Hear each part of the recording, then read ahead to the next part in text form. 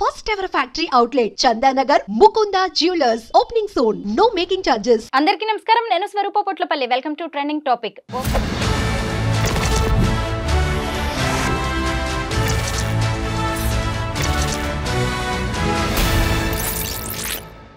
ఓ వైపు పోలీసులు బెట్టింగ్ మాఫియాల బూజు దులుపుతుంటే ఇంకొక వైపు ఐపీఎల్ పేరుతో బెట్టింగ్లు నడుస్తూనే ఉన్నాయి. ఇప్పటికే 19 మంది మీద కేసులు నమోదు చేసి విచారణ జరుపుతున్నారు. ఇటు చూస్తేనేమో ఐపీఎల్ మీద కోట్ల కొద్దీ దోపిడీ జరుగుతోంది. ప్రస్తుతం నాతో పాటు Telangana high court senior advocate Edwin Kedasi గారు ఉన్నారు. ఆయనతో మాట్లాడి ఈ బెట్టింగ్ల గురించి అనేక విషయాలు తెలుసుకుందాం. సార్ నమస్తే. హలో. చూసారు కదా, ఐపీఎల్ పేరు మీద కూడా బెట్టింగ్ నడుస్తుంది. ఒకవైపు సినీ సెలబ్రిటీస్, ఇంకొక వైపు సోషల్ మీడియా ఇన్ఫ్లుయెన్సర్స్ మీద పోలీసులు ఫోకస్ పెట్టారు, సీరియస్గా యాక్షన్ తీసుకుంటున్నారు. మళ్ళీ ఇప్పుడు అందులోకి క్రికెట్ వచ్చి చేరింది. మీరేమంటారు దీని మీద? అమ్మ, betting it self is a social evil అమ్మ. ఇప్పుడు ఎవరైతే ఇప్పుడు బెట్టింగ్ గురించి మీరు మాట్లాడుతున్నారు కదా, బెట్టింగ్ అన్నారు కదా, బెట్టింగ్ గురించి ఇప్పుడు కొంతమంది ఇన్ఫ్లుయెన్సర్స్, కొంతమంది ఎవరైతే ఎండార్స్ చేశారో కొంతమంది ఫిల్మ్ స్టార్స్ ఉన్నారు. దాంట్లో ఆ ఫిల్మ్ స్టార్స్ వాళ్ళ ఫ్యాన్స్ ఏమంటారంటే, మా వాళ్ళు బెట్టింగ్స్ని ఎండార్స్ చేయలేదు, స్కిల్ గేమ్ని ఎండార్స్ చేసినారు. When there is money is involved, it's called as betting అమ్మ, it's not called as skilled game, right? అట్లాంటప్పుడు మేము ఎండార్స్ చేయలేదు, మేము స్కిల్ గేమ్నే ప్రమోట్ చేస్తున్నామంటే ఎందుకు పారిపోతున్నారు ఇవాళ? కొంతమంది పాకిస్తాన్ పారిపోయినారు, కొంతమంది ఇండియా విడిచిపెట్టి పారిపోయినారు, కొంతమంది కోర్టులకు వెళ్ళి బెయిల్స్ తీసుకొచ్చుకుంటున్నారు, యాంటిసిపేటరీ బెయిల్స్ తీసుకొచ్చుకుంటున్నారు. ఎందుకు? ఇప్పుడు మిమ్మల్ని చూస్తున్నారు అని చెప్పేసి మిమ్మల్ని మీరు ఒక ఇన్ఫ్లుయెన్సర్, లేకపోతే మీకు సొసైటీలో ఒక ఇమేజ్ ఉంది అని చెప్పేసి మిమ్మల్ని తీసుకొచ్చేసి మీరు అసలు first of all me social responsibility ఏంటి, మీ మోరల్ రెస్పాన్సిబిలిటీ ఏంటి, మీ మోరల్స్, మీ ఎథిక్స్ ఏమైనాయి, మీరు ఎందుకు ఎండార్స్ చేస్తున్నారు ఇట్లాంటి వాటిని? ఇప్పుడు ఈ బెట్టింగ్, మీరు ఇప్పుడు ఇంతకుముందు బెట్టింగ్ అన్నారు, తర్వాత క్రికెట్ బెట్టింగ్ అని అన్నారు. క్రికెట్ బెట్టింగ్లో కూడా ఇప్పుడు ఇంతకుముందేమో మ్యాచ్ ఎవరు గెలుస్తారు, లేకపోతే మ్యాచ్ ఎవరు ఓడిపోతారు అనే దాని మీద బెట్టింగ్ జరిగేది. కానీ ఇప్పుడు ఏంటి, ఇప్పుడు ఈచ్ ప్లేయర్ మీద బెట్ కడుతున్నారు. ఈ ప్లేయర్ ఎంత స్కోర్ చేస్తాడు, లేకపోతే ఈ ప్లేయర్ ఎన్ని రన్నులు కొడతాడు, ఈ ప్లేయర్ ఎప్పుడు అవుట్ అవుతాడు, బాల్ టు బాల్ బెట్టింగ్ జరుగుతుంది. ఇప్పుడు దీంట్లో నాట్ ఓన్లీ ఇప్పుడు ఈ బెట్టింగ్లో వీళ్ళ టైం కాదమ్మా. ఇప్పుడు ఎంతమంది అయితే ఆ రోజు ఉద్యోగం విడిచిపెట్టుకొని, లేకపోతే ఆ టికెట్లు బ్లాక్లో కొనుక్కొని పోయి అక్కడ కూర్చొని చూసే అంత నెసిటీ వీళ్ళకు ఉందా నిజంగా? ఇప్పుడు ఎంత గ్యాంబ్లింగ్ అమ్మా ఇది కొన్ని కోట్లు దేశాన్ని దాటిపోతా ఉన్నాయి. ఎక్కడికి పోతుంది ఈ అమౌంట్ అంతా? ఎవరు బెట్టింగ్, ఎవరు దీన్ని ఆపరేట్ చేస్తున్నారు? ఆ రూట్స్ ఎవరు కనుక్కోలేరు, దాన్ని ఎవరు కనుక్కోలేరు. నీకు ఒక యాప్ వస్తుంది ఫోన్లో, యాప్ చూసుకుంటావు, ఈ ప్లేయర్ మీద ఎంత అంటే ఈ ప్లేయర్ మీద ఎంత అని చెప్పేసి కట్టుకుంటూ పోతూ ఉన్నారు. కానీ at the end of the day ఎంత మనీ మనది ఇది అవుతుంది, చేతులు దాటుతుంది, మన దేశం దాటుతుంది. అది ఎవరైనా రియలైజ్ చేస్తున్నారా? ఎంత వాల్యుబుల్ టైం మిస్ అవుతా ఉంది. ఇప్పుడు ఒక ఫేమస్ సేయింగ్ ఉందమ్మా, 11 fools play and 11,000 fools enjoy అని. క్రికెట్కి అది ఒక పెద్ద పేరుంది. అంటే నేను అగేన్స్ట్ అని కాదు, కానీ ఎంతమంది యువత ఇప్పుడు వాళ్ళకి లేక బెట్టింగ్లలో వాళ్ళ ప్రాపర్టీస్ అమ్ముకొని, లేకపోతే బంగారాలు కుదవబెట్టుకొని, పర్సనల్ లోన్స్ తీసుకొని, డబ్బులు రాక బెట్టింగ్లో పోయి, తర్వాత at the end of the day ఒకసారి డబ్బు పోయిన తర్వాత you cannot even go and complaint to the police, నా డబ్బులు దీంట్లో పోయినాయని. కనీసం బెట్టింగ్ యాప్లో నువ్వు కంప్లైంట్ చేస్తే బెట్టింగ్ యాప్ మీద దెర్ ఈజ్ సమ్ యాక్షన్. కానీ క్రికెట్ బెట్టింగ్కి అసలు అట్లాంటి ఆ ఛాన్స్ కూడా లేదు. ఎందుకంటే nobody is forcing you. నీ అంతటా నువ్వే కట్టుకుంటున్నావు, నీ అంతటా నువ్వే పోగొట్టుకుంటున్నావు, నీ అంతటా నువ్వే విక్టిమ్ అని డిక్లేర్ చేసుకుంటున్నావు. కానీ ఎవరికి వస్తుంది at the end of the day? ఇప్పుడు ఇషాంత్ శర్మ ఆడినా, లేకపోతే కోహ్లీ ఆడినా, సెహ్వాగ్ ఆడినా, ఎవరు ఆడినా కూడా వాళ్ళకు వచ్చే డబ్బులు వాళ్ళకు వస్తున్నాయి. కానీ ఇక్కడ నువ్వు పర్సనల్గా నువ్వు అంత క్రేజ్ పెంచుకొని నువ్వు చేసుకోవాల్సినంత నెసిటీ ఉందా? క్రికెట్ మీద బెట్టింగ్ పెట్టి డబ్బులు లక్షలు కోట్లు పోగొట్టుకోవాల్సినంత నెసిటీ ఉందా? జూదమ్ ఈజ్ అ జూదము, betting or cricket betting, whatever it is, betting is a form of a anti social act, right? Gambling is, దాన్ని బ్యాన్ చేసినారు. అట్లాంటప్పుడు క్రికెట్ బెట్టింగ్ మీద మీరు ఎంత చేసినా కూడా దాన్ని కంట్రోల్ చేయలేరు. ఎందుకంటే జనాలకు ఒక క్రేజ్ అనేది ఫామ్ అయింది దాని మీద. ఏంటంటే ఆ క్రికెట్ వస్తూ ఉంటే అన్నాలు కూరలు తినకుండా టీవీలకు అతుక్కుపోయి, వీళ్ళు గెలిస్తే ఏదో వాళ్ళకి వచ్చినట్టు, వాళ్ళు గెలిస్తే ఏదో వీళ్ళకి వచ్చినట్టు ఎంత టైం వేస్ట్ చేస్తారు. దాన్ని కూడా దేశభక్తిలా ఫీల్ అయ్యే వాళ్ళు చాలా మంది దేశభక్తి ఉన్నారు. కన్నా ఇంకెక్కువ క్రాకర్స్ కాల్చి అసలు ఒక హై లెవెల్ సెలబ్రేషన్స్ చేస్తూ ఉన్నారు. అంటే డూ వీ నీడ్ దట్? ఇప్పుడు మన నేషనల్ గేమ్స్ చాలా ఉన్నాయి, కబడ్డీ ఉంది, ఫుట్బాల్ ఉంది, హాకీ ఉంది. దాన్ని ఎవరు ఎంకరేజ్ చేయరు, దాని గురించి ఎవరు మాట్లాడరు. మరి అది that's too only for men's cricket, not even for girls women క్రికెట్కి దాన్ని అంతా ఇదెవరు ఎంకరేజ్ చేయరు, క్రేజ్ లేదు. ఎందుకు? ఇప్పుడు అదే పాయింట్లో వస్తే బెట్టింగ్స్ని కంట్రోల్ చేయడానికి తెలంగాణ గవర్నమెంట్ దీన్ని ఎప్పుడో బ్యాన్ చేసింది. తెలంగాణ గవర్నమెంట్ బ్యాన్ చేసింది, ఆంధ్ర గవర్నమెంట్ బ్యాన్ చేసింది. Betting is organised from Hong Kong and Mahua islands ఇవి అక్కడ రిజిస్టర్ అయినాయి. Sikkim government, west Bengal government, Goa government వీటిని లీగల్గా ఇచ్చేస్తున్నారు. సో ఏంటంటే ఇక్కడ రిజిస్టర్ చేసి ఉన్నాయి. కేసులు బుక్ అయినా కూడా వాళ్ళ మీద బుక్ అయితే ఇక్కడ ఏం కాదు. కానీ కొన్ని లక్షల కోట్ల రూపాయలు కదమ్మా, ఎంతమంది చచ్చిపోతున్నారు, innocent people are dying. Whatever form of a betting, whether it's cricket or horse or casino or ఈ బెట్టింగ్ యాప్స్ ప్రమోట్ చేసిన వాళ్ళ గురించి చెప్తున్నాను నేను. అంటే వాట్ ఈస్ ఇది వాళ్ళ సోషల్ రెస్పాన్సిబిలిటీ ఏంటి, మోరల్ రెస్పాన్సిబిలిటీ ఏంటి? ఎందుకు అంటే వాళ్ళకి ఈ డబ్బులు రాకపోతే వాళ్ళు బ్రతకలేరా? లేకపోతే ఇప్పుడు ఇంతమంది చచ్చిపోతున్నారు, వాళ్ళ లైఫ్కి ఎవరు రెస్పాన్సిబిలిటీ తీసుకుంటారు? మాకు సంబంధం లేదంటున్నారు. సెంట్రల్ గవర్నమెంట్ అంటుంది, సెంట్రల్ గవర్నమెంట్ బెట్టింగ్ యాప్స్ మీద 28% ట్యాక్స్ వసూలు చేస్తుందమ్మా. గవర్నమెంట్ టార్గెట్ ఈస్ 14,000 crores దాని మీద, బెట్టింగ్ యాప్స్ మీద. సెంట్రల్ గవర్నమెంట్ దలుచుకుంటే it's a matter of few minutes.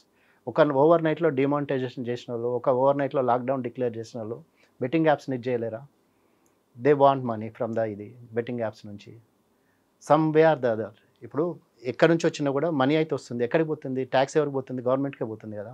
ఇప్పుడు మళ్ళీ గవర్నమెంట్ ఏమంటుంది, మీకే తీసుకొస్తుంది. కానీ ఎవ్రీబడి హ్యాస్ టు ఫీల్. ఇప్పుడు ఈజీ మనీ ఎట్లా అవుతుందమ్మా? ఇప్పుడు నువ్వు కష్టపడి చేసి సంపాదించి అసలు అంటే నీ లాస్ట్ మూమెంట్ వరకు నువ్వు తినే వరకు నీకే గ్యారెంటీ లేదు. మనం సంపాదించింది మనం తినే వరకు మనకే గ్యారెంటీ లేదు. అట్లాంటిది ఈజీ మనీ ఎక్కడి నుంచి వస్తుందని ఎందుకు అంత బ్లైండ్గా ఇది చేస్తున్నారు? కష్టపడవద్దు, సోమర్తనం. కష్టపడవద్దు, కష్టపడితే ఒళ్ళొస్తుంది. లేకపోతే ఇప్పుడు ఎస్పెషల్లీ మన తెలంగాణ, ఆంధ్రలో జరిగే ట్రెండ్ ఏంటంటే కష్టపడొద్దు, పని చేయొద్దు, కానీ సాయంత్రం కల్లా తింటానికి ఉండాలి, తాగడానికి ఉండాలి. ఎవ్వడు స్వరూపనా లేకపోతే ఆయననా నేనా ఎవరొకరు, సంబడి ఈజ్ అ విక్టిమ్. అట్లాంటి టైంలోనే బెట్టింగ్ యాప్స్ ఏంటంటే ఈజీ మనీ వస్తాయి. ఇవాళ కాకపోతే రేపు వస్తాయి, రేపు కాకపోతే ఎల్లుండి వస్తాయి. ఫ్రాక్షన్ ఆఫ్ అ సెకండ్లో, క్లిక్లో, over a period of time, ఒక షార్టెస్ట్ స్పాన్లో క్లిక్ చేస్తున్నావు, నీ మనీ పోతుంది. ఒక ఇంటర్ చదివే పిల్లోడమ్మా వాళ్ళ నాన్న అకౌంట్లోకి వెళ్ళి 36 lakhs బ్యాంక్ అకౌంట్ కనెక్ట్ చేసుకొని ఫోను 36 lakhs వాళ్ళ ఫాదర్ అకౌంట్లోకి వెళ్ళిపోయినాయి. ఒక 9th class బాయ్ వాళ్ళ మదర్ అకౌంట్ కనెక్ట్ చేస్తే 30 lakhs ఏమో పోయినాయి. ఎవరు ఇక్కడ విక్టిమ్స్? తల్లిదండ్రి ప్రతి చెమట ఓడ్చేసి నిమిషము. అంటే ఇప్పుడు పిల్లలకు ఫోన్లు ఇచ్చే తల్లిదండ్రులు అందామా, లేకపోతే దాన్ని మిస్యూజ్ చేసే పిల్లల్ని అందామా, లేకపోతే మానిటరింగ్ లేని మన వ్యవస్థను అందామా, ఎవరిని అందాము? ఇప్పుడు దాన్ని కంట్రోల్ చేయడానికే తెలంగాణ గవర్నమెంట్ రీసెంట్గా జియో ఫెన్సింగ్ యాప్ను లాంచ్ చేసింది. In this they have banned 107 ఈ సైట్స్, ఇది మన బెట్టింగ్ సైట్స్ని. తర్వాత ఈరోజు లేటెస్ట్ న్యూస్ ఏంటంటే 19 మంది బెట్టింగ్ యాప్స్ ఆపరేట్ చేసే వాళ్ళ మీద కేసు బుక్ అయింది. 19 మంది మీద. ఎవరైతే ఇన్ఫ్లుయెన్సర్స్ ఉన్నారో, ఎవరైతే ఎండార్స్ చేసినారో, పొలిటికల్ మన ఫిల్మ్ స్టార్స్ కానీ లేకపోతే ఇన్ఫ్లుయెన్సర్స్ కానీ, వాళ్ళందరినీ ఎవిడెన్స్ కింద వాళ్ళందరినీ విట్నెస్ల కింద పెట్టేసేసి వాళ్ళ మీద కేసులు బుక్ చేసినారు. ఈరోజే బుక్ అయింది కేసు. అది 19 people మీద మియాపూర్ పోలీస్ వాళ్ళు ఇది చేసినారు. సో వీళ్ళు ఏంటంటే ఇప్పుడు వాళ్ళ మోరల్ రెస్పాన్సిబిలిటీ మర్చిపోయినప్పుడు, మోరల్గా వాళ్ళ సోషల్ రెస్పాన్సిబిలిటీ మర్చిపోయేసి మిస్లీడ్ చేసేసి ఇట్లాంటి యాడ్స్ పబ్లిష్ చేసి ప్రమోట్ చేసి, మంచులక్ష్మి అంటేది నేను అది చేయలేదని అంటది, ఇంకెవరు అంటారు. ఇంకొక వైపు చూసినప్పుడు సోషల్ మీడియా ఇన్ఫ్లుయెన్సర్స్ లాంటి వాళ్ళ మీద కేసులు బుక్ చేశారు, వాళ్ళని విచారణకు పిలుస్తున్నారు. ఇంకొక వైపు ఏమో సినీ స్టార్స్ మీద ఎలాంటి యాక్షన్ తీసుకోవట్లేదనే విమర్శలు సినీ కూడా స్టార్స్ వస్తున్నాయి. ఒక్కటే కాదమ్మా, ఇప్పుడు ఈ బెట్టింగ్ యాప్స్ ఎవరో కాదు, ఎక్కడో కాదు, మెట్రో ట్రైన్ మీదనే వాళ్ళ పబ్లిసిటీ చేసినారు. మెట్రో ట్రైన్ మీదనే వాళ్ళ హోర్డింగ్స్ వాళ్ళు పబ్లిష్ చేసినారు. షారుఖ్ ఖాన్ ఓపెన్గా ఎండార్స్ చేసినాడు. ఇంకెంతోమంది సినీ స్టార్స్ ఎండార్స్ చేసినారు. పాన్ పరాగ్ తినటం తప్పని అందరికీ తెలుసు. పాన్ పరాగ్, పాన్ మసాలా అంటారు. మరి వీళ్ళకి అంటే ఈ ఫిల్మ్ స్టార్స్ ఇప్పుడు ఏమి ఇన్ఫ్లుయెన్స్ చేస్తున్నారు, లేకపోతే జనాలకు ఏమి సందేశం ఇస్తారు, లేకపోతే వాళ్ళు ఇవ్వాలనుకున్న మెసేజ్ ఏంటి సొసైటీకి? అంటే పాన్ పరాగ్ తిని చావండి అనా, లేకపోతే పాన్ పరాగ్ తినండి అనా? తింటే చస్తారని వాళ్ళకు తెలుసు, వీళ్ళకి తెలుసు, అయినా కూడా ఎందుకు ఇది చేస్తున్నారు? అంటే మిస్లీడింగ్ యాడ్ చేయటం తప్పు అని వాళ్ళకి తెలియదా? తెలుసు. కానీ ఏంటి, ఈజీ మనీ ఎక్కడి నుంచి వస్తుంది? ఇప్పుడు దీంట్లో ఇదే బెట్టింగ్ యాప్స్లో ఈడీ ఎంటర్ అయిందని తెలిసింది. మనీ ఎక్కడి నుంచి వస్తుంది, ఎక్కడికి పోతుంది, ఎక్కడ ఇన్వెస్ట్ అవుతుంది, షెల్ కంపెనీస్కి పోతుందా, ఎక్కడ ఇన్వెస్ట్ అవుతుంది, ఎక్కడికి దాన్ని ట్రాన్స్ఫర్ చేస్తున్నారు, ఈ ఈజీ మనీ అసలు ఎందుకు ఇదవుతుంది అని చెప్పేసి ఈడీ దీంట్లో పిక్చర్లో ఉంది అట. సో ఈడీ ఫైండింగ్స్ ఏముంటాయి అనేది తెలియదు. But it's a wrong practice అమ్మ, very wrong practice. The social influencers కానీ లేకపోతే ఫిల్మ్ స్టార్స్ కానీ ఈ యాంకర్స్ కానీ వీళ్ళు ఎవరైతే ఎండార్స్ చేసినారో they have failed the society and they have literally failed as ఇది. ఇప్పుడు ఎవరు సురేఖ వాణి వాళ్ళ కూతురు ఎవరో, నేను తెలియక చేసిన, సుప్రీత, రైట్, ఆమె అంటా ఉంది నేను తెలియక తప్పు చేసిన, నేను ఐఎమ్ ఎట్ ఫాల్ట్ అని. శ్రీముఖి కూడా పబ్లిక్ ముఖంగా ఇది చేసింది, స్టేట్మెంట్ ఇచ్చింది. బట్ కొంతమంది influence still they are arguing, saying that we're promoting skilled, which is very wrong అమ్మా. అది తప్పు, అది చాలా తప్పు. నువ్వు చేసిందే తప్పు, ఫస్ట్ ఆఫ్ ఆల్ చేసిందే తప్పు. మళ్ళీ నువ్వు తప్పు చేసి మళ్ళీ దాన్ని నేనే కరెక్ట్ అని దాన్ని మళ్ళీ నువ్వు ఇది చేసుకోవటం, డిఫెండ్ చేసుకోవడం అనేది ఇట్స్ రియలీ రాంగ్. ఇప్పుడు నీకు ఉండొచ్చు, సబ్స్క్రైబర్స్ ఉండొచ్చు, లేకపోతే నీకు సబ్స్క్రిప్షన్స్ ఉండొచ్చు, కొన్ని లక్షలు ఉన్నాయి, వస్తున్నాయి నీకు డబ్బులు, చాలా డబ్బులు వస్తున్నాయి. కానీ ఇట్లా this is the other way of earning money which is not good. జనానికి కూడా ఏమైపోయిందంటే పోలీసులు కేసులు బుక్ చేస్తారు, 4 రోజులు ఇది న్యూస్ హడావిడి, తర్వాత అంతా మామూలే అని అంటున్నారు. గేమింగ్ చట్టాలు అసలు ఏం చెబుతున్నాయి? గేమింగ్ చట్టాలు ఎప్పుడైనా కూడా గేమింగ్ చట్టాలు అసలు first of all betting it self is ఇది ఫస్ట్ ఆఫ్ ఆల్ మన దేశంలో గేమింగ్ చట్టాలు లేవు. 1857లో ఎప్పుడో బ్రిటిషర్స్ తీసుకొచ్చిన గేమింగ్ చట్టం తప్ప మనకి ఏం లేదు. తర్వాత ఇప్పుడు స్టేట్ ఏమంటుంది, మా పరిధిలో లేదని స్టేట్ అంటుంది, సెంట్రల్ ఏమంటుంది మాకు సంబంధం, మాకు at the end of the day ఏంటంటే మాకు ఇంత టార్గెట్ అని చెప్పేసి క్లియర్గా ఇచ్చినారమ్మా. 28% of the tax has to be collected from this online games అని చెప్పేసి ఫైనాన్షియల్ మినిస్టర్దే స్టేట్మెంట్ ఉంది. 14,000 crores వాళ్ళు ఎక్స్పెక్ట్ చేసినప్పుడు గేమింగ్ చట్టాలు ఉంటే ఏంటి లేకపోతే ఏంటి? ఫస్ట్ ఆఫ్ ఆల్ అది కాదమ్మా, గేమింగ్ చట్టాలు కాదు, లేకపోతే గేమింగ్ మీద బ్యాన్ అని కాదు, మనము సొంతగా ఎవరికి వాళ్ళు ఫీల్ కావాలి. సో అంటే నేను చేసేది తప్ప రైటా, I doing the right thing, నేను ఎందుకు దీంట్లో ఇది చేస్తున్నా, నా ఒక్కనితోటి, నేను ఒక్కని కాదు నాతోటి నా ఫ్యామిలీ మొత్తం ఇన్వాల్వ్ అవుతుంది, లేకపోతే నాకు నా ఫ్యామిలీ రెస్పాన్సిబిలిటీ ఉంది, నేను చేసేది తప్పు అనేది ప్రతి ఒక్కళ్ళు రియలైజ్ అయినప్పుడు, ఇప్పుడు గేమింగ్ చట్టాలు ఉన్నంత మాత్రాన దాన్ని ఎంఫోర్స్మెంట్ చేసేంత మన దగ్గర కెపాసిటీ లేదు, దాన్ని మనం కంట్రోల్ చేసేంత కెపాసిటీ కూడా లేదు. సరే ఇప్పుడు ఒకటి, ఇవాళ తెలంగాణ గవర్నమెంట్ జియో ఫెన్సింగ్ అని చెప్పేసి మన ఫైర్ వాల్ లాగా ఒక టెక్నాలజీ తీసుకొని వచ్చింది, ఇది చేసింది.